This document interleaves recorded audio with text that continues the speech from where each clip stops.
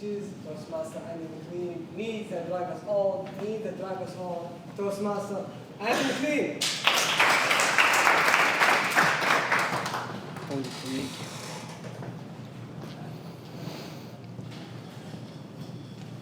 It's midnight. It's now Christmas Day. My feet, they're blistered and they're bleeding. I've already ran 50 miles. Yeah, I've still got 50 more miles to run.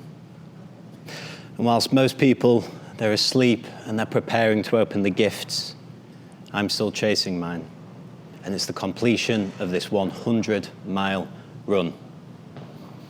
But somewhere along the way, what I realized that I was experiencing, it transcended more than just the physical. It was something deeper. It was the idea of these human needs, and these human needs which drive us all. Good evening, Toastmasters, and most welcome guests. Tonight, I have the pleasure of sharing with you a framework which helps explain why we do what we do. And it's the idea of these human needs of which there are 6. And to add some context, I've always loved the whole self-development space and psychology, and I've always been driven by finding out what controls the quality in people's lives. Why do people do what they do?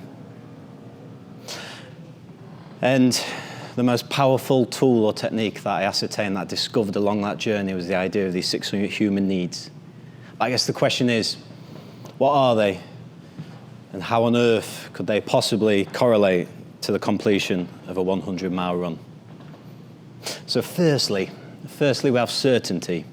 And certainty is that need for comfort. It's that need for stability, for predictability. I'm sure you'd all agree we at least need a baseline level of certainty to do anything. And that's exactly what I needed, because there's nothing comfortable about running 100 miles. So what I was craving that stability, at least some predictability that my body could endure the pain. And that's when I discovered each training session, each consistent incremental progression towards the attainment, each step closer, created that certainty, that predictability that my body could handle and endure this run. But what happens when life becomes too certain, when we're too comfortable? And I'm sure we've all felt this at some point in our life. We get bored, don't we? And that's why we have a second need. And paradoxically, this second need is for uncertainty. It's for variety. Now, naturally, of course, 100 miles is something that I've never done before, and I don't anticipate wanting to do again. It was completely uncertain. It was unpredictable. The terrain, it changed with each mile. The run itself was completed in the UK, where the weather's nothing but unpredictable at all times. So with each hour, and this run was a 24-hour run, so the weather was changing every single hour. But it's that fine line, that balance between certainty and uncertainty. It helps us feel alive, yet at the same time grounded. And then we have a third need, and this need is for significance. It's to feel unique, as though our life has meaning. Now, of course, running 100 miles is certainly unique. And we all value unique and meaning in some way. But for me on that day, more importantly, the run wasn't just about the attainment of 100 miles. It was actually for charity. And that's what gave that run more significance. It gave it meaning. It created purpose to the pain.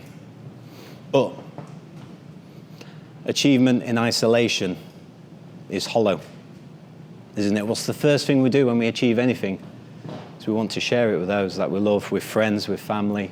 And that's why we have a 4th human need, and that's for love and connection. It's that need to feel bonded to others. And that's certainly what I was craving, especially in those most brutal miles. And this run, it was for charity. So it was the support by friends. It was messages by family. And it was donations from strangers. It's what, even though it was me completing this run in isolation, it's what made me feel connected and kept me going through those most painful miles. And then we have the 5th need.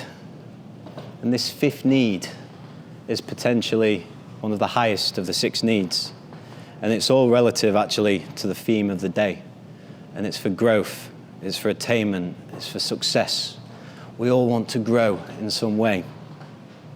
And I once actually heard someone try and describe the word happiness by compressing it into a single word. And that was growth. They said progress. Because if we're not growing, we're dying, ultimately. And running 100 miles, it's hard to run 100 miles and stay the same. It was on that run that I discovered parts of myself that I never met before. But success without fulfillment is the ultimate failure.